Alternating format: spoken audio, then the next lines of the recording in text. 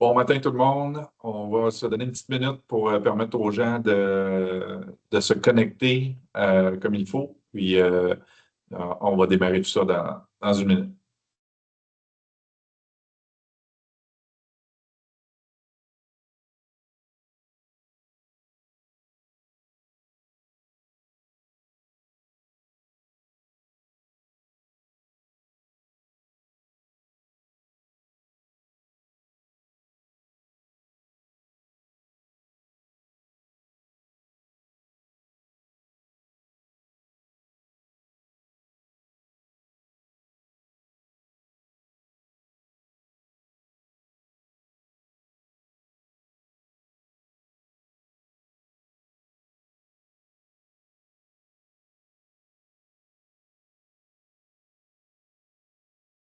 Ouais, bonjour, je vois le compteur des participants qui semble se stabiliser. Donc, tout le monde semble être joint.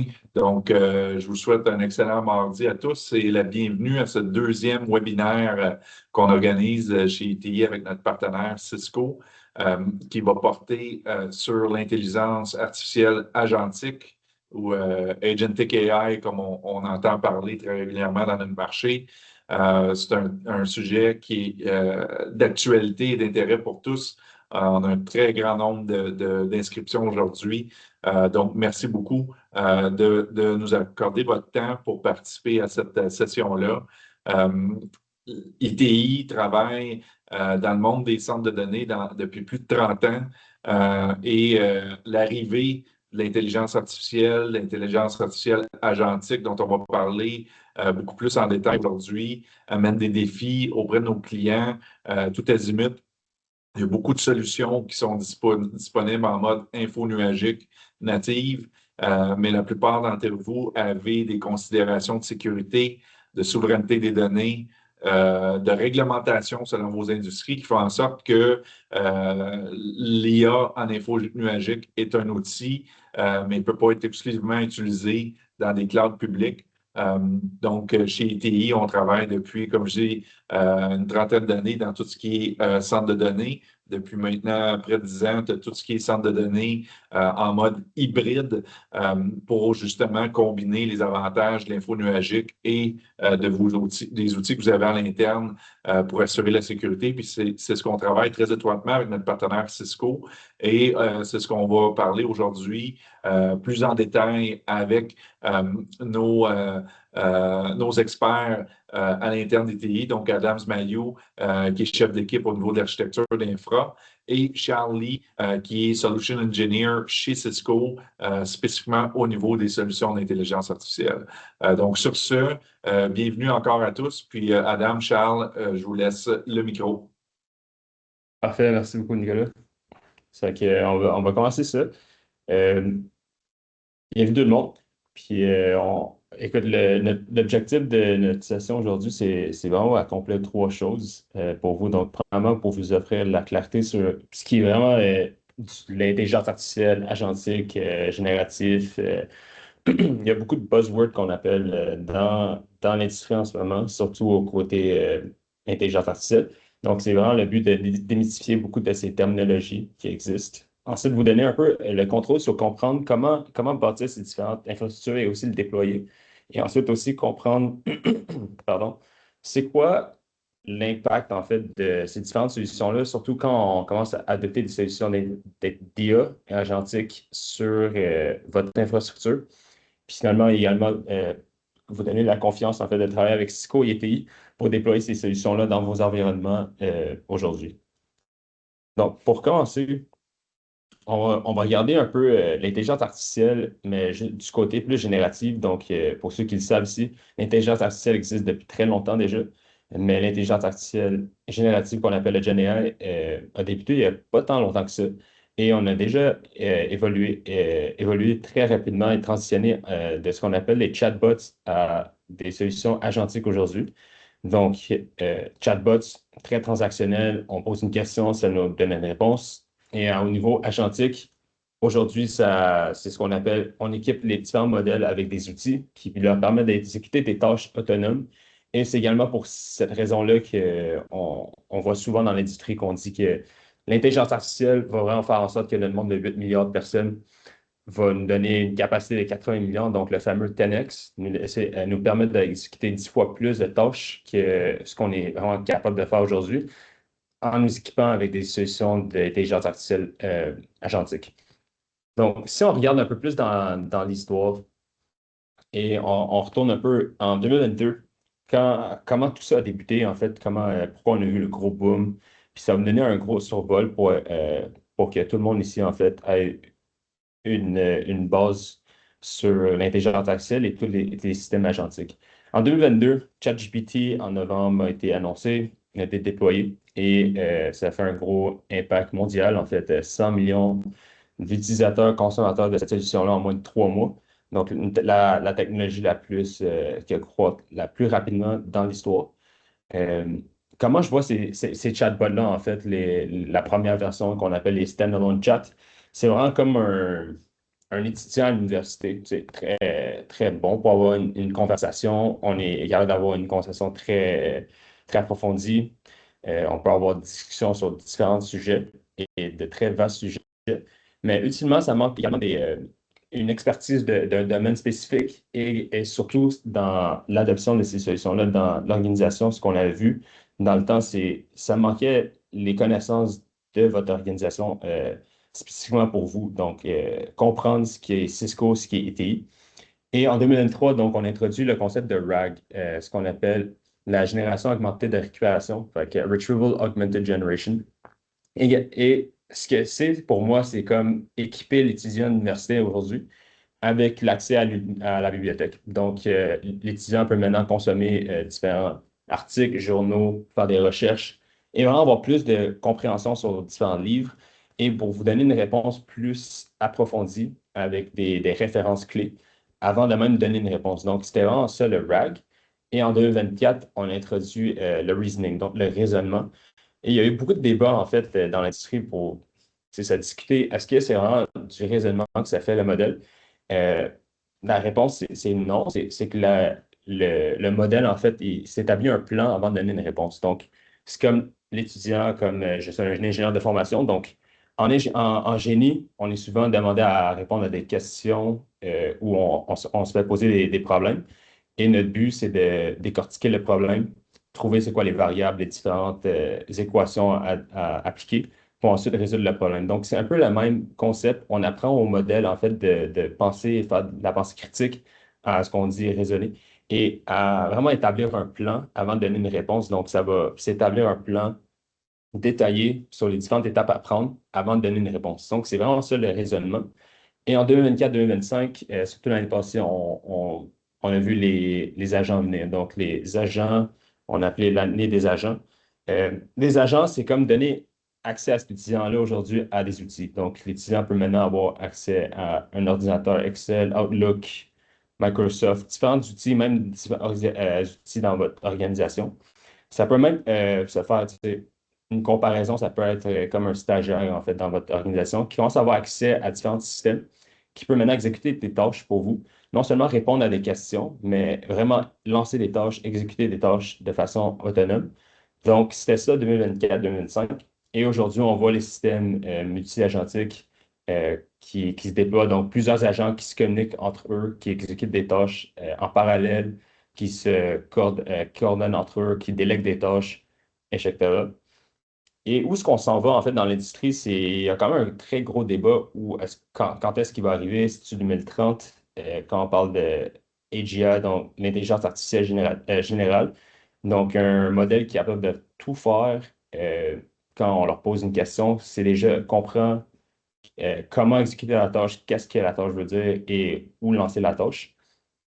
Est-ce qu'on est rendu là? Non. L'intelligence artificielle générale, AGI, n'est pas là aujourd'hui. Donc, c'est où que la recherche est, surtout aujourd'hui, donc dans cette partie-là à droite. Mais où est-ce qu'on voit vraiment beaucoup de valeur dans les entreprises, dans les organisations, c'est surtout dans les systèmes agentiques ici aujourd'hui. Donc, puis c'est pas déjà des agents qui essaient de tout faire et c'est pour ça qu'on voit aussi également plusieurs déploiements qui échouent. Où qu'on voit la valeur est vraiment dans les agents qui sont spécifiques dans des tâches très spécifiées. Donc, des agents qui sont qu'on appelle fine-tune, et entraîner à exécuter des tâches à travers différents systèmes spécifiques à votre organisation pour des workflows et des tâches spécifiques. Donc, je mentionne une tâche parce que c'est pas, on ne déploie pas des agents pour remplacer des emplois, mais pour remplacer des tâches. Donc, c'est quand même très important de faire la distinction. Le but, c'est de faire une augmentation des employés et non faire une automation ou automatiser ou remplacer les différents emplois. C'est d'augmenter les emplois pour faire des tâches plus de valeur ajoutée et ensuite déléguer toutes les tâches qui sont à valeur non ajoutée à des agents pour automatiser ces tâches-là.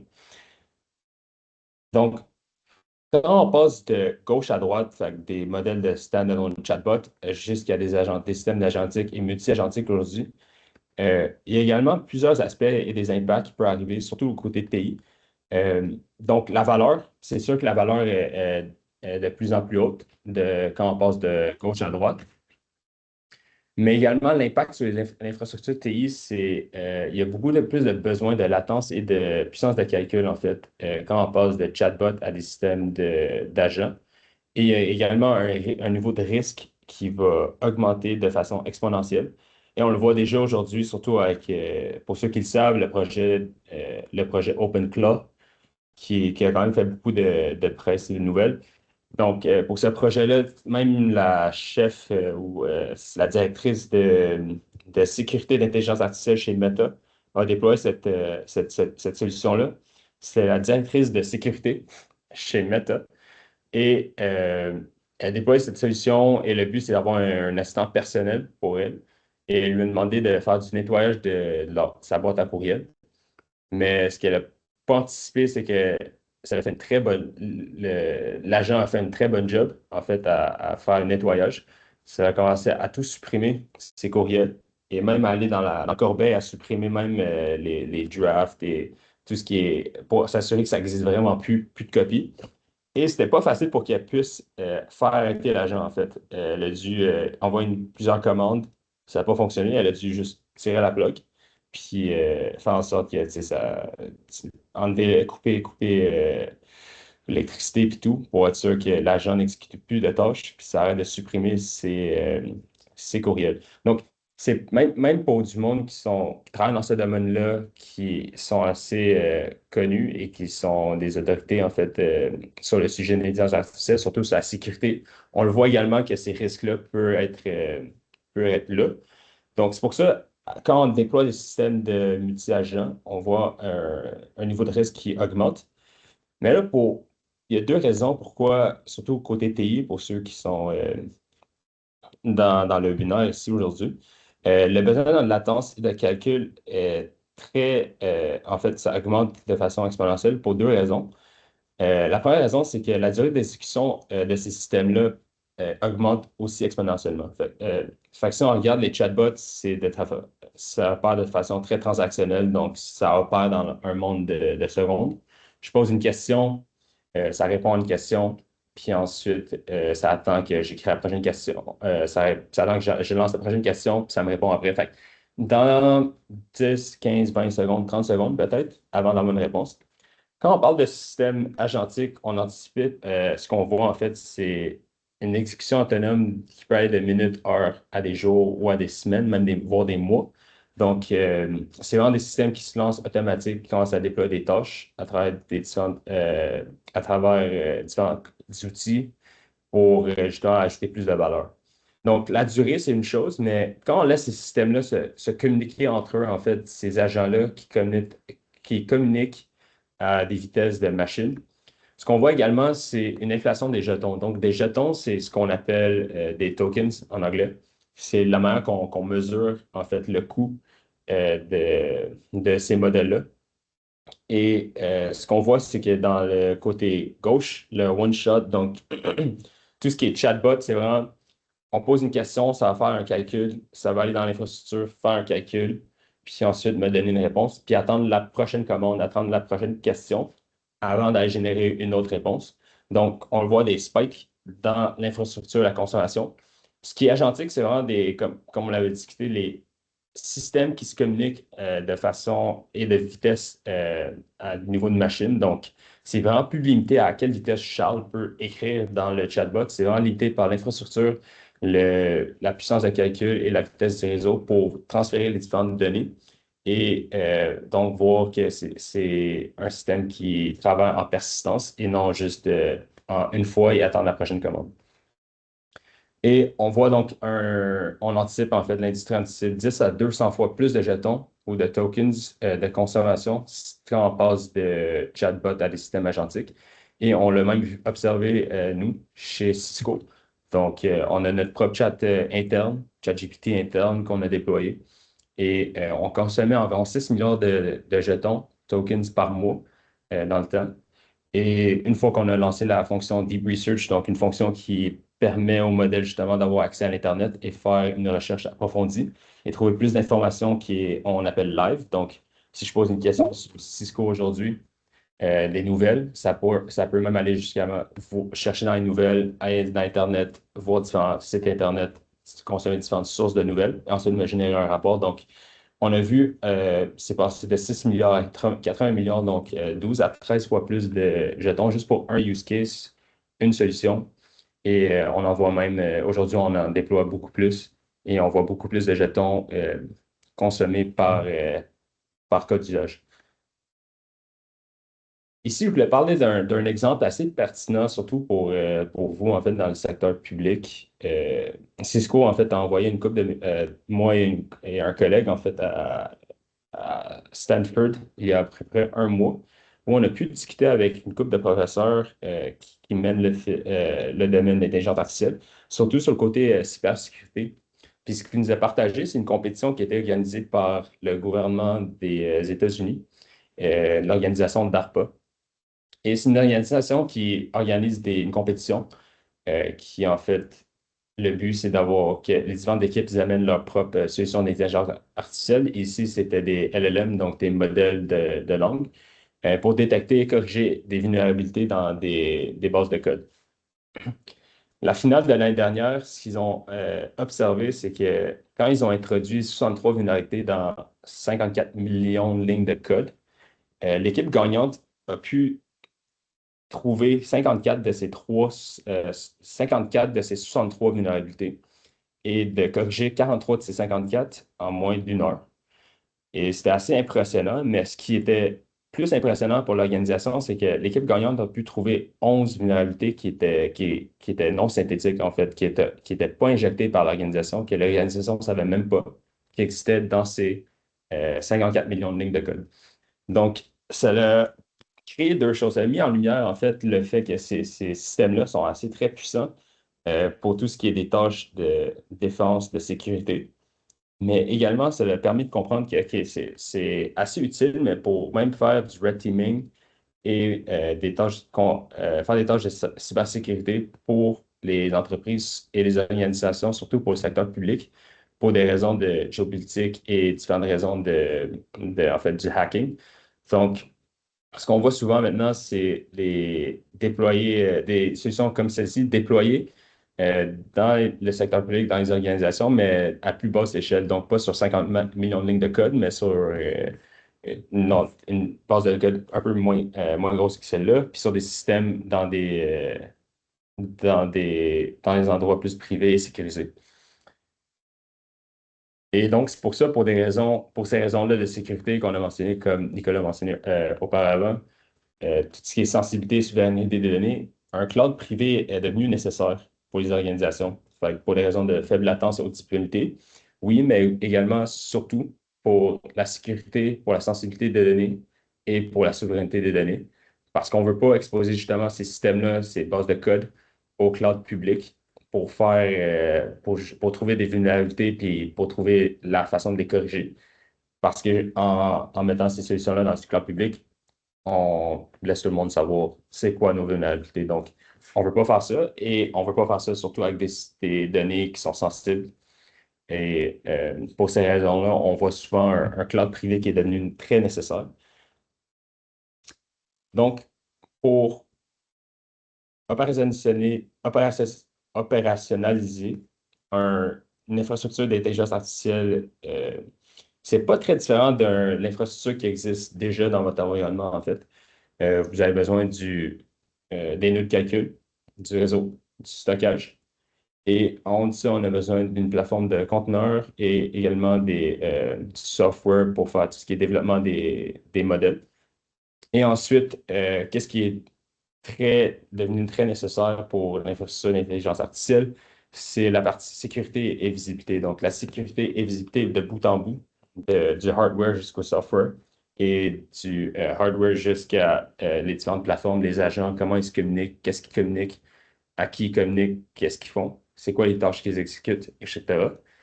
Et c'est ça que Cisco, en fait, nous, on offre, la partie intelligence artificielle, l'infrastructure en dessous. Et donc, on a aussi notre partenaire été ici pour faire tout le déploiement de ces infrastructures, mais également l'application en haut qu'on voit et ce que Adam va en discuter après sur comment ils peuvent nous aider à justement déployer des solutions d'intelligence artificielle. Mais ce que je veux faire un peu mettre plus d'emphase aussi, c'est sur la partie, tu sais, on comprend bien comment mettre ça en place, mais ce qu'on voit souvent chez les clients, c'est les frictions d'intégration. Fait que comment mettre ça ensemble, mais faire en sorte que ça fonctionne pour de vrai. Et ça crée une valeur la première journée et non dans 1 an, 2 ans, 3 ans. Également, comment on peut réduire tous ces risques-là de façon très simple. Donc, ce que Cisco a fait avec NVIDIA, c'est qu'on a travaillé avec NVIDIA pour faire une offre qu'on appelle le Secure AI Factory, qui émet justement le plan que je viens de vous montrer, donc le blueprint, avec toutes les différentes sections, donc le stockage, les, les nœuds de calcul, les réseaux, les plateformes de développement, également la sécurité et la visibilité des solutions de bout en bout à travers tout le stack. C'est ça qu'on a mis en place justement pour faire en sorte que le déploiement est simple aujourd'hui pour du Day One Operations, pour être sûr que une fois que vous déployez cette solution-là, ça fonctionne et on a testé ces différentes itérations. Donc, j'ai un petit double-clic dedans. Ce qu'on voit ici, c'est euh, ces différentes composantes de cette solution-là ou de cette offre.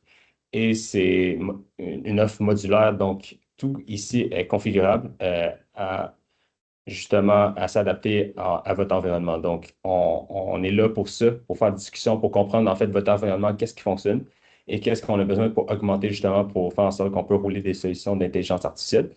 Et les différentes solutions de sécurité et observabilité, on a aussi ces solutions-là pour permettre d'avoir tout ça de bout en bout.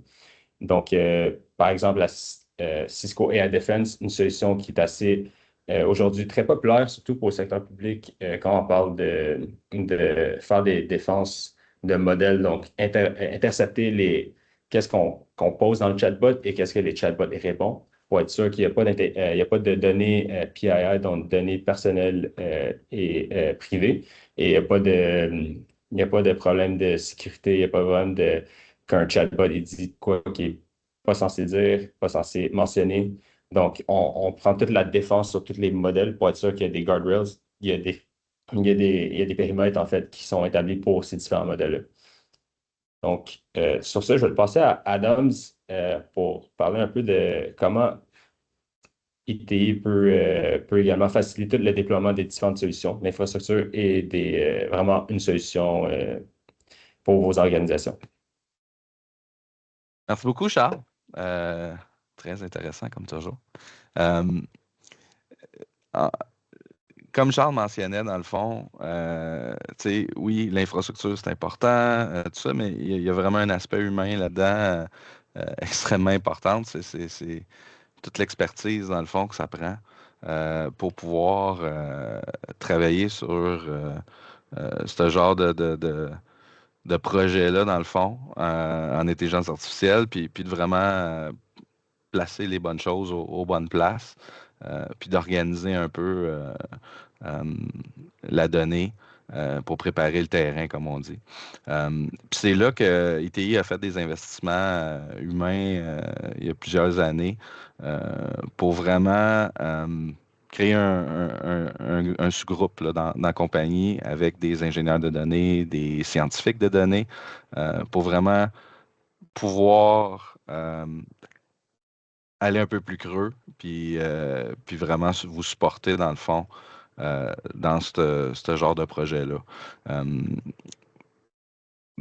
leur mission vraiment comporte à toutes sortes de choses, que ce soit des parcours stratégiques au niveau de la donnée, des POC, ou même aider dans leur partie par rapport à des déploiements complets.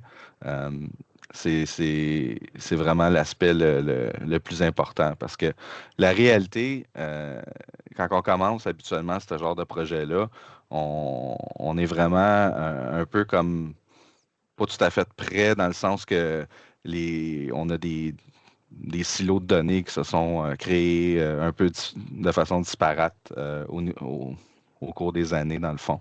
Euh, on n'a pas nécessairement une organisation euh, puis une structure qui permet de faire l'intelligence artificielle de façon vraiment efficace. On a des opérations, le day-to-day embarque, on rajoute des nouveaux services pour nos usagers au niveau des TI avec les années, mais l'intelligence artificielle, évidemment, c'est les compagnies qui sont là depuis plusieurs années et dizaines d'années et plus. Évidemment, c'était pas nécessairement front of mind quand on a déployé des systèmes au cours du temps. Fait que la première partie, dans le fond, la plus importante, c'est là qu'on aide beaucoup, beaucoup de clients là, aujourd'hui. C'est juste de préparer, dans le fond, le terrain, de vraiment créer la structure, que ce soit créer un data lake ou de réorganiser un peu nos silos d'une façon, de préparer vraiment le terrain pour que ça soit efficace puis fonctionnel pour finalement pouvoir dire, OK, là, on peut commencer euh, à travailler sur des projets puis euh, vraiment implanter l'intelligence artificielle de différentes façons pour aider notre compagnie dans le fond ou donner des services à la clientèle, etc., de façon plus efficace. Euh, la réalité, c'est que c'est ça, on commence, on est vraiment dans l'étape zéro, là, dans le fond. C'est là qu'on met les bases, qu'on crée la fondation euh, pour pouvoir ensuite aller dans les phases où ce qu'on explore un peu, c'est quoi qui est possible, c'est quoi qu'on peut faire, puis une fois qu'on a choisi un peu le projet qui fait le plus de sens, puis on va parler bientôt de comment on fait ça justement, euh, ben là on peut aller dans les phases subséquentes où ce qu'on va planifier, implanter, puis à terme faire grandir un peu la solution avec le temps. Euh, Quand on bâtit ça un peu, euh, habituellement, on a un framework qu'on va créer, euh, qu'on utilise, nous autres, une méthodologie un peu.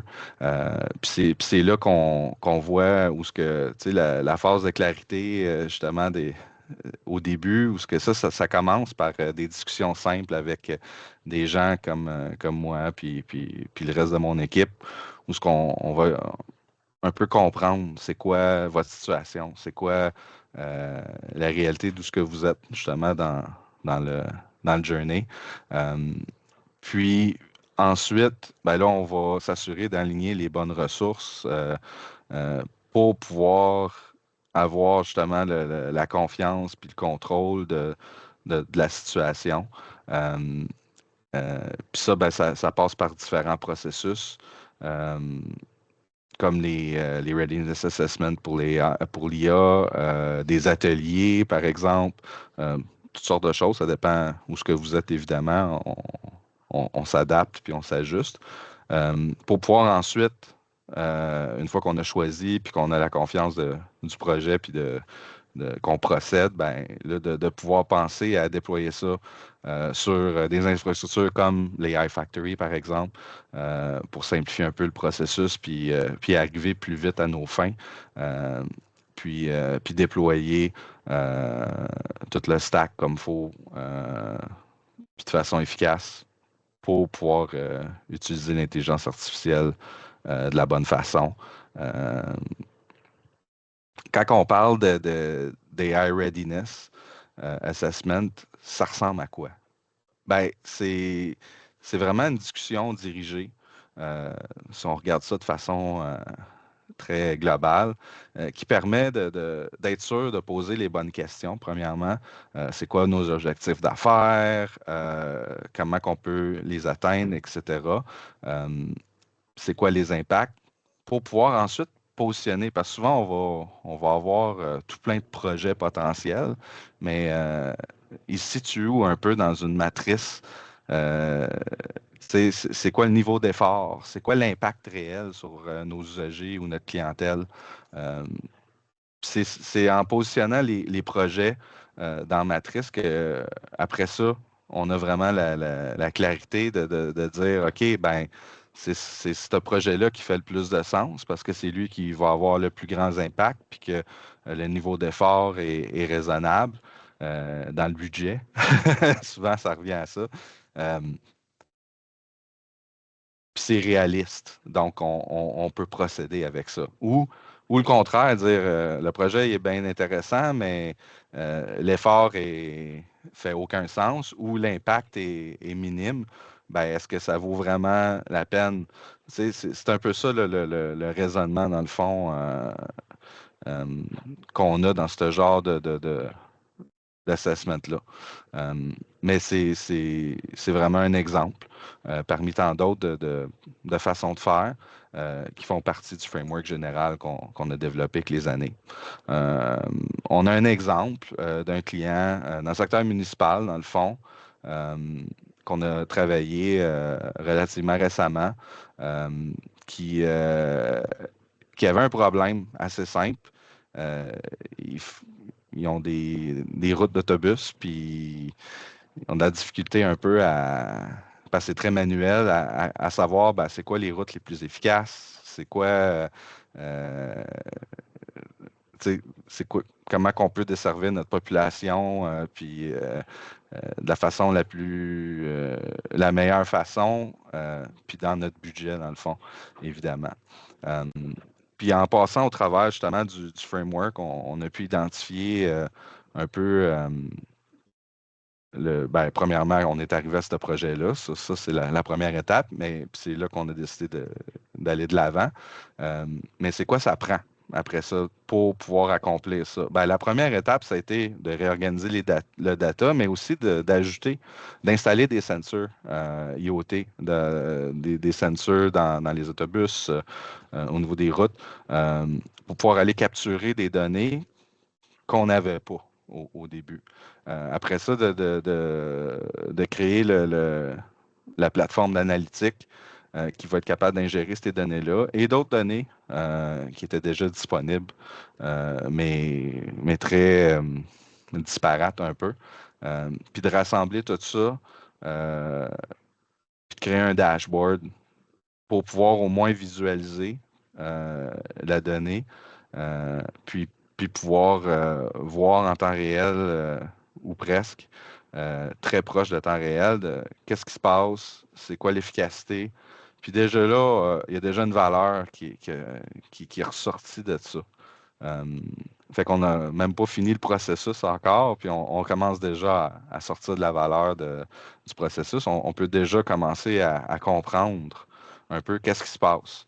C'est quoi qui est efficace, c'est quoi qui l'est moins, euh, etc. Puis ensuite, pour arriver aux prochaines étapes, parce que là, on applique vraiment des modèles d'intelligence artificielle avec des algorithmes un peu plus avancées qui nous permettent d'aller chercher une autre vision de ces données-là pour vraiment comprendre c'est quoi les meilleures cédules, c'est quoi les meilleures routes, c'est où ce qu'il y a peut-être des améliorations à aller chercher.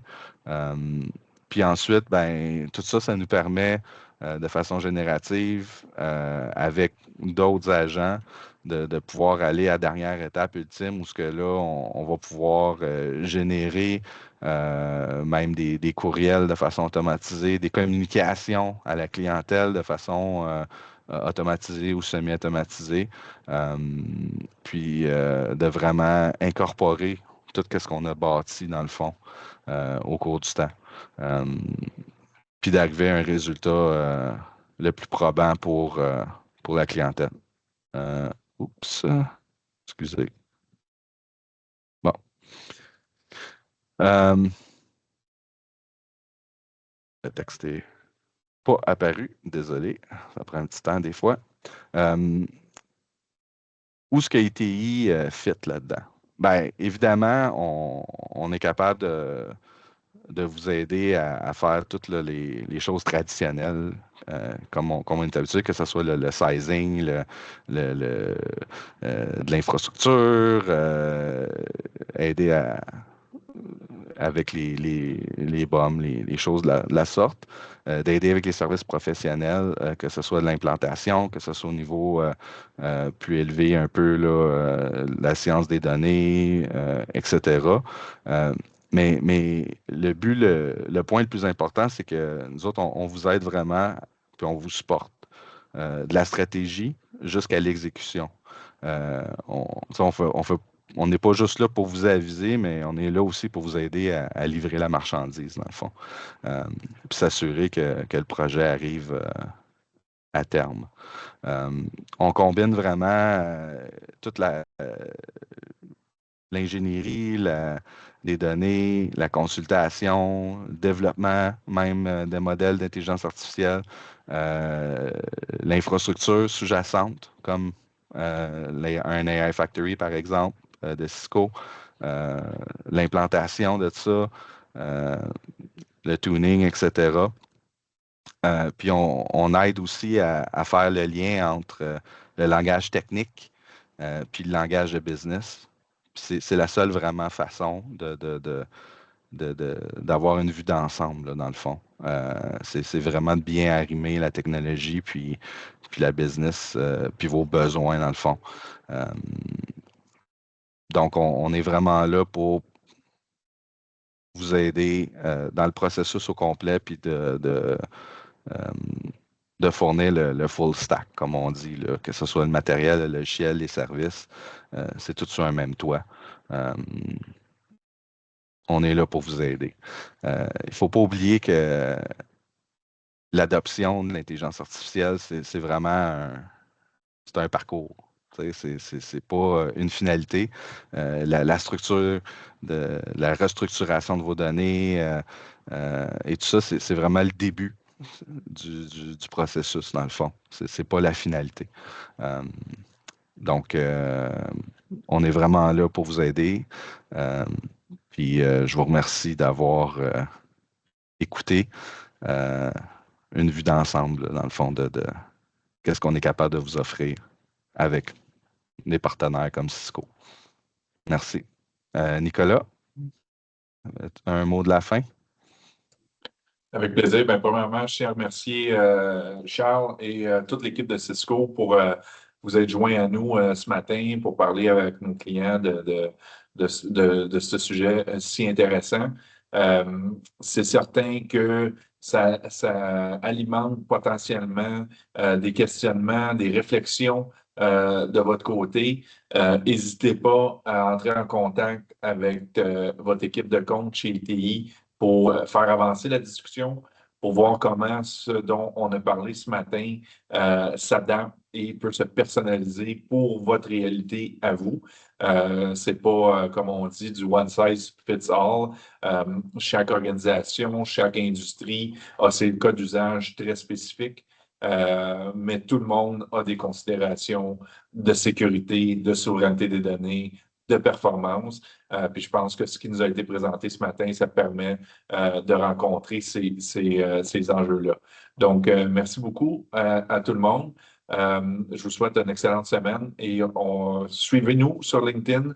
Il y a un prochain webinaire sur un autre sujet d'intérêt qui s'en vient probablement au mois de mai ou juin. Donc, merci à tous. Je vous souhaite une excellente journée.